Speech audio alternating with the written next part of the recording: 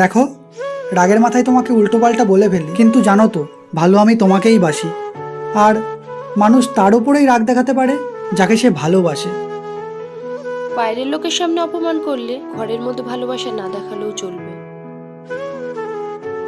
আমি তোমার ওয়াইফ, আমাকে বকার বা কিছু বলার অধিকার তোমার আছে, তাই বলে সবার সামনে অপমান করার অধিকার তোমার নেই। আমার নিজেরও একটা আত্মসম্মান আছে।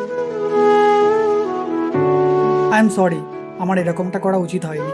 প্লিজ, তুমি রাগ করো না।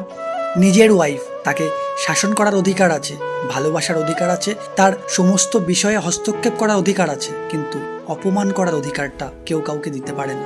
ভুল করলে তাকে শাস্তি দেওয়া উচিত, বোঝানো উচিত, তবে বাইরের লোকের সামনে অপমান করা উচিত নয়।